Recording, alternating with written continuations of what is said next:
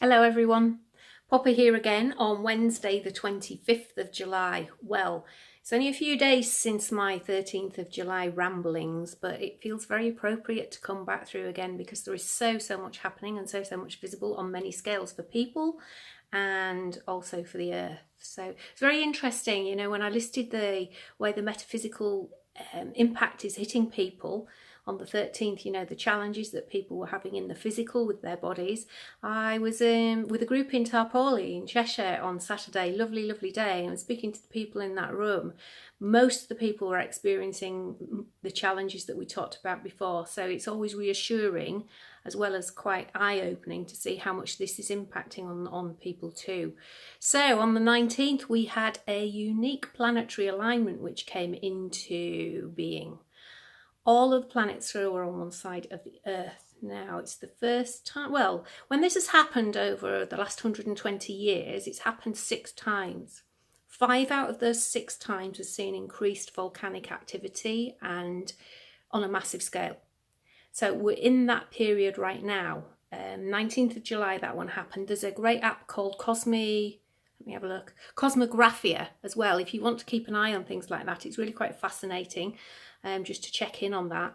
Volcanoes, as we said before, are in morphic resonance at the moment, and they're very much rumbling about, all of them, not just the ones that are being reported. There's a lot of stuff happening. Earth's busy redesigning herself completely. I mean, the Hawaii thing started it, and she's really rebirthing that new landmass there. She's really putting that out now. It's a time where people are finally starting to realise that Earth is a living, breathing, conscious being. She doesn't want her water supplies poisoned. She doesn't want her air polluted. She doesn't want to be covered in concrete and her trees cut down. So she's actually starting to go, okay guys, you aren't doing a lot about this, so I need to. And this is where the start of the shake-up is coming. But it's interesting when we look at the as above, so below, how this all happens too. We haven't been stopping it, so she's giving us a little bit of a helping hand at the moment. Interestingly as well, in the Grand Teton National Park near Yellowstone, there's a lot of rumblings there. There's an increase in activity since the 19th of July. Again, like I'm saying with the planetary alignments, there's a lot of things happening there, which takes me to what I've long felt inside for a very long time. The volcano in Yellowstone Park, which is kind of the size of Tokyo, just to put it into perspective. That's got some serious rumblings, and I think what's happening, this is my non-educated but just feeling basis, I feel that what's happening in the Grand Teton Park is just showing us a little bit of what's rumbling underground next door in that one. The one in Yellowstone Park hasn't erupted for 600,000 years. Okay, just an interesting concept to hold on to. 600,000 years is a long time, so yeah. Schumann resonance as well, just thinking about that. The Schumann resonance, which is the electromagnetic resonances, if you go on the internet and take a look at that, before the 19th of July, it was nice and steady, it was nice and still, and then as soon as the 19th of July hit, when these planets went into that arrangement, they're now electromagnetic spikes, which is quite fascinating to see. I just think it's important to understand how the skies impact on the Earth, that as above, so below, and the full blood moon on Friday, the 27th, coupled with the lunar eclipse, it has the potential to kick up some earthquakes. This is in realistic terms, but it has the potential to do that. Planetary redesign is underway. We're on with it. There's a freak tsunami in Mallorca where there was that rapid drop-in or rapid changes in the barometric pressure. Japan's in 100% humidity at the moment. That is phenomenal. In Kivo, the heat wave in Kivo, Finland, 31.6 degrees on the 17th of July. That's really near the Arctic Circle. That's pretty hot up there. And the Hawaiian stuff as well kicking on and carrying on. So Earth is shifting, as are her plates. So if let's move on to people at the moment. Wednesday the 25th of July, so that's today. I wrote this yesterday but didn't get a chance to ramble it out. Yesterday I could see that today was going to be a day where people were really disorientated, feeling disconnected. There's a massive influx of bits and pieces. Today's a day of massive potential. It's a time to connect with the inner self and set the intentions for the start of the next galactic year, which starts tomorrow, the 26th of July. So the galactic calendar year has 13 months of 28 days, as opposed to the Gregorian calendar that we're used to, which has 12 months of undefined dates. Varying, I think I should say, rather than undefined, varying dates.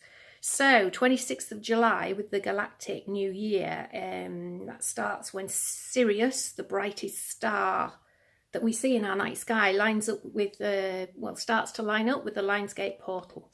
Okay, it's interesting. So Sirius is the holder of spiritual knowledge, of divine wisdom. It's when the Earth and the Sun and Sirius are at specific points in the sky. That's when they shower light particles and light energy down on Earth.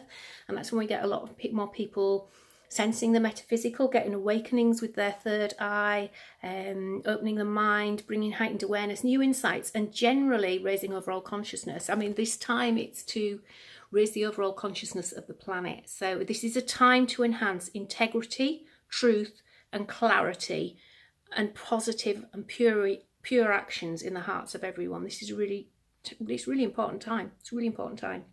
So 25th and 26th of July are times for personal growth and transformation. So it's important on this day to be shedding off and looking at everything that you don't want to carry through with you to the next cycle. There'll be a massive time of personal growth and transformation before this blood moon on Friday. Massive time of that. The theme for it all is embrace change or resist it.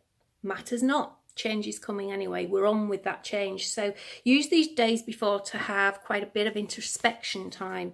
It's not a time to make rash, drastic decisions, yet it is a time for slow emergence and reflection of past thoughts and actions, and to see exactly which direction you are heading in at the moment, where life should take you next.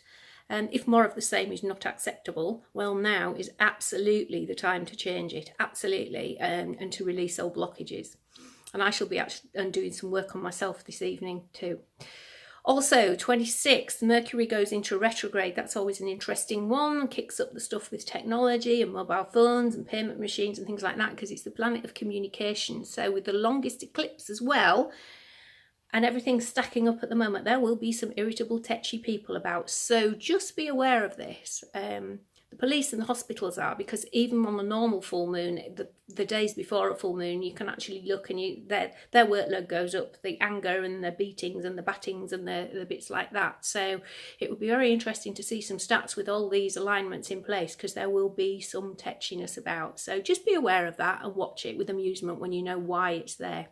So, to summarise, there's many changes about on the earth, many more people awakening. It's making me smile as well, because on the bits of Facebook or social media that I do see, I'm seeing more normal people who haven't really been watching the planets and getting to grips with things.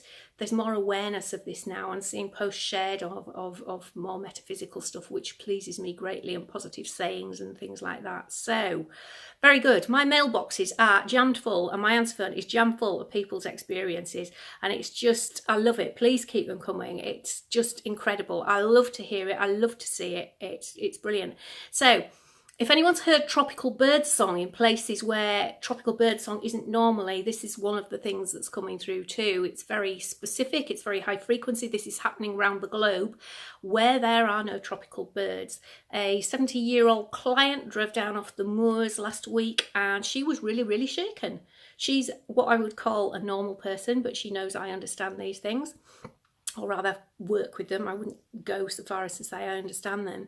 But she was really shaken because she'd had a bright yellow bird, the colour of a bright yellow canary, but bigger than the size of a parrot, just fly across in front of a car. And she kept grabbing my arm saying, I'm not going mad, am I? I'm not going mad.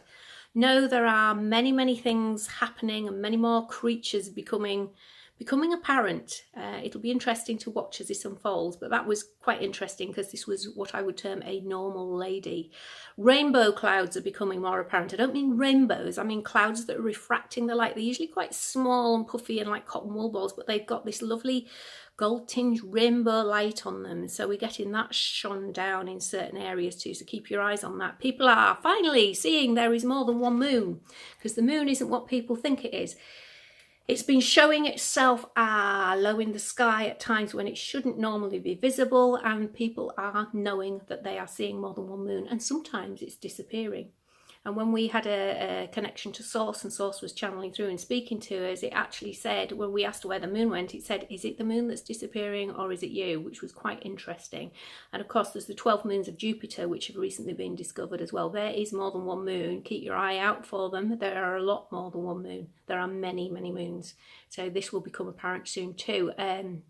People are noticing the different cloud formations, not just the rainbow clouds, but other ones. And there are very often pink and blue mists around people, usually over their crown chakras, so that's the top of the head, or usually around their hands, but the pink and blue mists are becoming really strong. They're becoming very definite, and they're in the atmosphere too. Floral scents, when there's no flowers about and no aromatherapy oils, people are sensing different smells, but the one for twin flames that's really, really strong is jasmine. And this is happening, the more and more twin flame people that are actually connecting, the jasmine scent is getting really strong, and this is one that's coming through really frequently to know about. So, and orbs that people often catch out of the corner of their eye, they're becoming more apparent on photographs, and people are seeing them all. They're dancing quite happily, quite happy to be seen. So there are those changes about as well. So thank you for listening. This is what we've got this week. So we've got the planet busy, and we've got things happening with people very busy when the light showers are coming down too. And this is all leading us up to the Lionsgate portal, well, through the Lionsgate portal as well. And the 8th of August is always a particularly strong and powerful date, with 8 being the infinity number. There's all sorts of codes and things come down here for people who are ready to receive them. So, as ever, thank you for listening. If you like what you've heard or find it of any benefit or know someone who can, please press the like button, and please feel free to share. It makes everything that I'm seeing make a bit of difference in the world, and that's really important because I can't reach enough people in the way that I have been working, and this is why I'm in the middle of that shift. So thank you very much. Keep safe, everyone. And you know, working with Poppy carries a statutory wisdom warning. The universe works to divine timing, not convenient. Okay, take care. We'll speak soon. Bye now.